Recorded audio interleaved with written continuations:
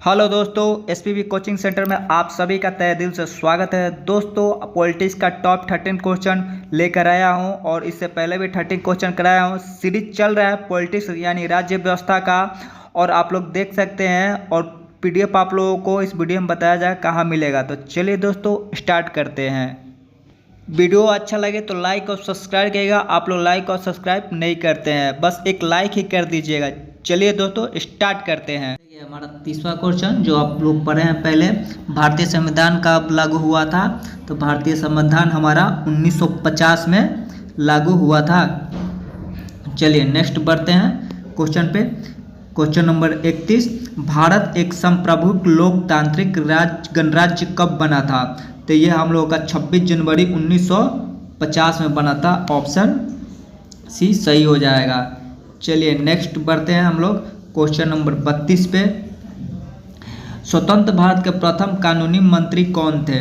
तो देखिए, स्वतंत्र भारत के प्रथम कानूनी मंत्री हम लोगों का ये एक नहीं होगा, हम लोगों का 2 भी नहीं होगा, 3 भी मौलाना अब्दुल कलाम नहीं होगा, doctor BR Ambedkar. Option D सही होगा। चलिए नेक्स्ट बढ़ते हैं 33 नंबर क्वेश्चन पे। यहाँ देखिए, निम्नलिखित में से भारतीय संविधान के ऊपर सबसे अधिक किसका प्रभाव पड़ा था। तो संविधान के ऊपर निम्नलिखित भारतीय संविधान किसका पड़ा था। तो ये हम लोगों का भारत सरकार अधिनियम 1935 को पड़ा था। तो भारतीय संविधान के ऊपर सबसे अधिक प्रभाव जो पड़ा था उस भारत सरकार अधिनियम 1935 अधिनियम पड़ा था। चलिए नेक्स्ट क्वेश्चन देखिए। क्वेश्चन नंबर ये 34 क्या कर रहा है, किस देश ने सबसे पहले विश्व को लिखित संविधान दिया था। तो किस देश ने सबसे पहले लिखित संविधान दिया था। तो अमेरिका ने दिया था। अब विश्व का सबसे बड़ा संविधान लिखित किसका है। तो भारत का है, इंडिया का है। चलिए देखिए, यहाँ पे दिया हुआ है विश्व का लिखित संविधान किस देश का सबसे विस्तृत है यानी सबसे बड़ा है। तो ये ऑप्शन डी हो जाएगा, भारत का सबसे बड़ा है। क्वेश्चन नंबर 36 देखिए, भारतीय संविधान का आप किस प्रकार वर्णन करेंगे। तो हम लोग भारतीय संविधान को किस प्रकार वर्णन करते हैं। भारत का आकार में मध्यम नहीं है, भारत बहुत छोटा या शुभांशत नहीं है, विश्व के सबसे विस्तृत संविधानों में से एक है। और ऑप्शन डी ये लिखित संविधान नहीं है। तो हम लोग का ऑप्शन सी सही हो जाएगा। चलिए क्वेश्चन नंबर 37 देखिए। यहाँ पे तो वीडियो अच्छा लगे तो लाइक और सब्सक्राइब करना नहीं भूलिएगा। आप लोग सब्सक्राइब और लाइक नहीं करते हैं। चलिए क्वेश्चन नंबर 37 देखिए, भारतीय संविधान की मुख्य प्रस्तावना क्या है। तो भारतीय संविधान का मुख्य प्रस्तावना हम लोग का एक नहीं होगा, धर्म आस्था विकता नहीं है, बी भी विचार विश्व धर्म और अभिव्यक्ति, ये बी भी नहीं है। हम लोग का ऑप्शन सी हो जाएगा, बिहार विचार अभिव्यक्ति विश्वास आस्था और उपासना का। चलिए क्वेश्चन नंबर 38 देखिए, सर्वोच्च न्यायालय ने किस मुकदमे में यह बनाए रखा कि प्रस्तावना संविधान का अंग नहीं है यानी भाग नहीं है। तो हम लोग का आंसर हो जाएगा केशव नंद भारती मुकदमा जो हुआ था उसमें रखा गया प्रस्तावना संविधान का भाग यानी कि अंग नहीं है। चलिए क्वेश्चन नंबर 39 देखिए, स्वतंत्र प्राप्ति के पश्चात भारतीय राष्ट्रीय कांग्रेस की पहली बार विभाजन कब हुआ था। तो पहली बार विभाजन जो कांग्रेस का हुआ था सन 1969 में हुआ था। ये आप लोग याद रखिएगा, ठीक है। चलिए यहाँ देखिए क्वेश्चन नंबर 40, भारतीय शासन व्यवस्था में एक प्रतिनिधि एवं लोकप्रिय घटक का समाविष्ट करने का प्रथम प्रयास किसके द्वारा किया गया था। तो हम लोगों का ऑप्शन ए सही हो जाएगा, भारतीय प्रसिद्ध एक्ट 1861 में किया गया था। चलिए नेक्स्ट देखिए, क्वेश्चन नंबर कथन करना है, मिलाना है, ध्यान से सुनिएगा। पहला कथन है हम लोगों का, पूरा समझौता ने सांप्रदायिक अवार्ड का प्रयोजन विफल कर दिया।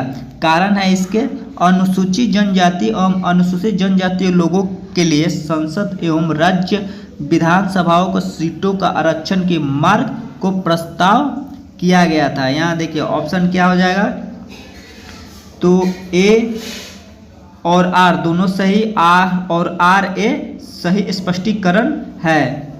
तो यहाँ देखिए ए आर दोनों हो जाएगा और इसमें सीटों का आरक्षण दिया गया है, तो हम लोगों का ऑप्शन ए सही है। चलिए नेक्स्ट बढ़ते हैं, क्वेश्चन नंबर 42 देखते हैं। निम्नलिखित में से कौन सा भारत में समस्त ब्रिटिश संवैधानिक प्रयोगों में से सबसे अल्पकालिक सिद्ध हुआ? तो हम लोगों का ऑप्शन ए ही सही हो जाएगा। गवर्नमेंट ऑफ इंडिया एक्ट 1919 में सबसे पहले अल्पकालिक सिद्ध हुआ था। चलिए और क्वेश्चन नंबर 43 देखिए,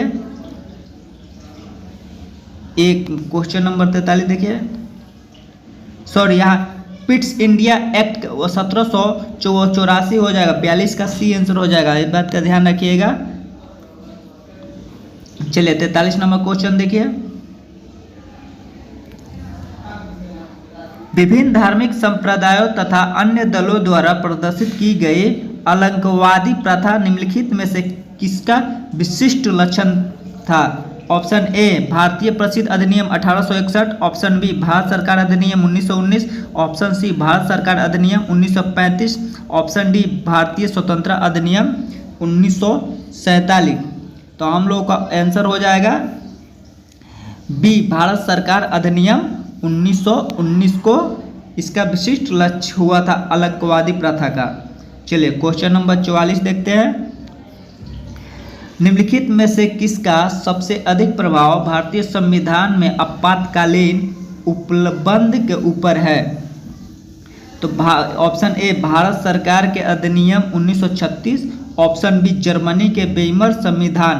तो ऑप्शन बी सही हो जाएगा, जर्मनी का वेइमर संविधान आपातकालीन का उपलब्ध का ऊपर है। चलिए क्वेश्चन नंबर 45 देखते हैं। दोस्तों वीडियो अच्छा लगे तो लाइक और सब्सक्राइब करना नहीं भूलिएगा, और आपको टेलीग्राम चैनल लिंक पे डिस्क्रिप्शन में दिया हुआ है, वहाँ पे आपका पीडीएफ का लिंक मिल जाएगा। चलिए क्वेश्चन नंबर 45 देखिए। अनुपारित प्रतिनिधित्व ऐसे देश के लिए आवश्यक नहीं है जहाँ जो हम लोग का ऑप्शन हो जाएगा आरक्षण निर्वाचित क्षेत्र नहीं, ये नहीं होगा। दो पार्टी सिद्धांत विकसित है। हाँ, आपातकालीन प्रतिनिधित्व ऐसे देश के लिए आवश्यक नहीं है जहाँ पे दो पार्टी सिद्धांत विकसित हैं, ऑप्शन बी सही हो जाएगा। चलिए क्वेश्चन नंबर 46 देखते हैं। संविधान के प्रारूप समिति के समक्ष प्रस्तावना किसके प्रस्तावित किया गया था? तो संविधान सभा का प्रस्तावित कौन किए थे? तो याद रखिएगा ये बी आर अम्बेडकर और बी एन राव और महात्मा गांधी, तीनों में से कोई नहीं किए थे।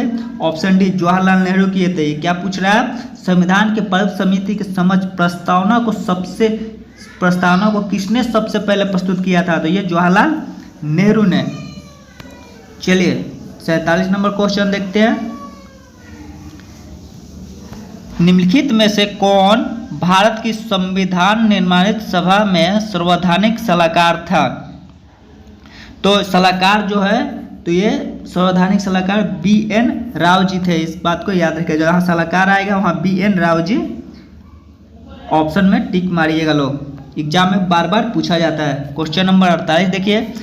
निम्नलिखित में से संविधान का कौन सा एकमात्र लक्ष्य है? एकमात्र लक्ष्य कौन सा है? तो देखिए ऑप्शन ए राष्ट्रपति किसी की राज्य का शासन अपने अधिकार में ले सकता है यदि संवैधानिक मान्यता ठप पड़ गई हो, ये गलत है। एकल संगठित न्यायपालिका, ये भी गलत है। ये सभी मतलब ए और बी और सॉरी डी, ये भी सही। तो हम लोग का ऑप्शन देखिए ए भी सही हैगा, बी भी सही होगा, दोनों मिलाकर ये दोनों सही है। संविधान का एकमात्र लक्ष्य राष्ट्रपति किसी भी राज्य का शासन अपने अधिकार में ले सकते हैं, बात सही है यदि संवैधानिक मान्यता ठप पड़ गई हो तो। और एकल संगठित न्यायपालिका, ये भी राष्ट्रपति कर सकते हैं, मतलब अपने साथ रख सकते हैं। राष्ट्रीय आपातकालीन घोषणा भी राष्ट्रपति करते हैं। क्वेश्चन नंबर 49 देखिए। प्रस्तावना में उपयोग किए गए शब्द समाजवादी और धर्मनिरपेक्षता का क्या अर्थ है? तो देखिए यहाँ पे ऑप्शन ए मूल प्रस्तावना के भंग थे, ऑप्शन बी 29वें संशोधन द्वारा जोड़े गए थे, ऑप्शन सी 42वें संशोधन द्वारा जोड़े गए थे, ऑप्शन डी 44वें संशोधन द्वारा जोड़ा गया था। ये हम लोग का 42वें संशोधन द्वारा जोड़ा गया था। क्या जोड़ा गया था? तो प्रस्तावना का उपयोग किए गए शब्द समाजवाद जोड़ा गया था। चलिए क्वेश्चन नंबर 50 देखते हैं। मिनट, चलिए यहाँ क्वेश्चन नंबर 50 देखिए। निम्नलिखित में से कौन सा भारत एक धर्मनिरपेक्षता राज्य बनाता है? देखिए ये बार बार रिपीट किया गया सारे के सारे क्वेश्चन, इसलिए 2 बार आ रहे हैं, 3 बार आ रहे हैं, घुमा फिरा का क्वेश्चन वही पूछा जा रहा है। आप लोग को वीडियो अच्छा लगे तो लाइक और सब्सक्राइब करना ना भूलें। तो देखिए ऑप्शन हम लोग का क्या है? पहला मूल अधिकार, बी 9वीं अनुसूची, सी निर्देश सिद्धांत और डी संविधान की प्रस्तावना। तो हम लोग का ऑप्शन हो जाएगा डी सही, संविधान का प्रस्तावना। चलिए 51 नंबर क्वेश्चन देखिए। भारत ने एक बलशाही केंद्र के साथ संघीय प्रसिद्धि के धारणा कहाँ से ली? यानी कि भारत एक शब्दशाली केंद्र का शब्द कहाँ से धारणा ली है? तो ये हम लोग देखिए, ये भी क्वेश्चन घुमा फिरा कर पूछा जा रहा है। तो ये हम लोग को कनाडा से लिया गया है। चलिए क्वेश्चन नंबर 52 देखिए। निम्नलिखित में से कौन सी एक विशिष्टता संविधान निर्माताओं के द्वारा संयुक्त राज्य अमेरिका के संविधान से लिया गया है? अमेरिका के संविधान से क्या लिया गया है? ऑप्शन ए न्यायपूर्ण इच्छा, ऑप्शन बी मूलभूत अधिकार, ऑप्शन सी सर्वोच्च न्यायालय के न्यायाधीशों का क्या लिया है? सर्वोच्च न्यायालय के न्यायाधीशों का बर्खास्तगी, और ऑप्शन डी इसमें प्लान नहीं है। तो हम लोग का आंसर हो जाएगा ऑप्शन डी ही हम लोग का आंसर हो जाएगा। ठीक है दोस्तों, और ऑप्शन डी में आएगा हम लोग का मूल अधिकार। ठीक है, संविधान जो लिया गया था अमेरिका से क्या लिया गया? तो अमेरिका से मूल अधिकार लिया गया। चलिए क्वेश्चन नंबर 53 देखते हैं। मूल अधिकार लिया गया है, मूल अधिकार। चलिए नेक्स्ट बढ़ते क्वेश्चन नंबर 53 देखते हैं। वर्ष 1947 के बाद निम्नलिखित में से किस राज्य को भारत के संघ के साथ बलपूर्वक मिलाया गया था? तो 1947 के बाद बलपूर्वक किसको मिलाया गया था? तो option A Hyderabad, option B Kashmir, C Patiala और डी मंसूर। तो हम लोगों का ऑप्शन हो जाएगा ए हैदराबाद बलपूर्वक मिलाया गया था। चलिए क्वेश्चन नंबर 54 देखते हैं। देखिए यहाँ देशी रियासतों का एकीकरण का श्रेय किसको जाता है? तो देखिए देशी रियासतों का एकीकरण किसको जाता है? तो यह हम लोगों का ऑप्शन ए गलत है, ऑप्शन बी भी गलत है, ऑप्शन सी सरदार पटेल को जाता है। देशी रियासतों का एकीकरण का श्रेय सरदार पटेल जी को दिया जाता है। चलिए क्वेश्चन नंबर 55 देखिए। भारतीय प्रशासनिक ढांचा का मॉडल किस देश से लिया गया है? तो भारतीय प्रशासनिक का ढांचा मॉडल किस देश से लिया गया? ऑप्शन ए संयुक्त राज्य America, option B great Britain, option C रूस, ऑप्शन डी कनाडा। तो देखिए हम लोग का ऑप्शन डी कनाडा से लिया गया। भारतीय प्रशासनिक ढांचा का मूल रूप कहाँ से लिया गया है? तो कनाडा से लिया गया है। चलिए क्वेश्चन नंबर 56 देखिए। बिहार राष्ट्रभाषा प्रसिद्ध पटना का गठन कब हुआ था? तो बिहार का राष्ट्रभाषा प्रसिद्ध पटना का गठन ऑप्शन ए 1930 में, ऑप्शन बी 1940 में, ऑप्शन सी 1950 में, ऑप्शन डी 1960 में। तो हम लोगों का ऑप्शन बी सही हो जाएगा 1940 में। नहीं, ऑप्शन हम लोग का सी होगा, 1950 में हुआ था। राष्ट्रभाषा परिषद पटना का गठन 1950 में हुआ था। ठीक है, चलिए नेक्स्ट बढ़ते हैं। 57 नंबर क्वेश्चन देखते हैं। भारत का संविधान, यहाँ देखिए भारत का संविधान भारत को कैसे वर्णित करता है? ऑप्शन ए राज्य मंडल द्वारा, ऑप्शन बी राज्य संघ द्वारा, ऑप्शन सी राज्य महासंघ द्वारा, या उपयुक्त में से कोई नहीं। तो ऑप्शन सी सही हो जाएगा, महासंघ द्वारा। चलिए क्वेश्चन नंबर 58 देखिए यहाँ पे, निम्नलिखित में से संविधान के निर्माण के लिए निम्न में से कौन सा दल शामिल नहीं था। तो इसमें वह भारतीय राष्ट्रीय कांग्रेस दल शामिल था, मुस्लिम लीग दल शामिल था, समाजवादी दल शामिल था, हिंदू महासभा दल शामिल नहीं था। ऑप्शन डी सही हो जाएगा। चलिए क्वेश्चन नंबर 59 देखिए, अनुच्छेद 14 में कानून की समानता का अधिकार किस देश से लिया गया है। तो समानता का अधिकार किस देश से? Option A USA, option B Britain से, ऑप्शन सी रूस से, ऑप्शन डी ऑस्ट्रेलिया से। तो ये हम लोगों का ब्रिटेन से लिया गया है। अनुच्छेद 14 का कानूनी समानता का अधिकार ब्रिटेन से लिया गया है। चलिए आज का लास्ट क्वेश्चन देखिए, मिलाना है आप लोगों को। लास्ट क्वेश्चन, भारतीय संविधान सभा का संबंध निम्नलिखित में कौन सा कथन सही है। हम लोग का पहला एक हो जाएगा, वह वयस्क मताधिकार का आधारित नहीं था। 2 प्रत्यक्ष निर्वाचन से परिणामित हुआ। ऑप्शन सी वह बहुदलीय निकाय था। ऑप्शन डी यानी कि ऑप्शन 4 वह कई समितियों के माध्यम से काम करता है। तो हम लोगों का हो जाएगा यहाँ पे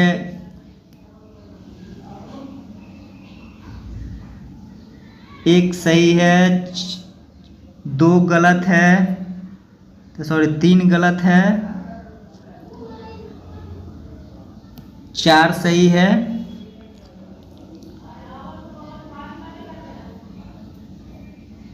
3 और 2 ये गलत है और 1 सही है। ठीक है, संविधान सभा का संबंध का कथन सही है। एक यहाँ पे देखिए, एक गलत, वो वयस्क मताधिकार का आधारित नहीं था, ये गलत है। अरे ये सही है। ऑप्शन 2 प्रत्यक्ष निर्वाचन का प्रमाणित हुआ, ये गलत है। हम लोग का वह बहुविकल्पीय निकाय, ये गलत है। वह कई समितियों का माध्यम से काम करता है, ये सही है। यानी कि ऑप्शन हम लोग का सी सही हो जाएगा। 1 और 4 सही है। दोस्तों अगर वीडियो अच्छा लगे तो लाइक और सब्सक्राइब करना नहीं भूलिएगा। और पहले भी एग्जाम में आप लोगों को बार बार रिपीट कराते हुए क्वेश्चन चलते हैं और इस बार भी रिपीट करवा रहे हैं।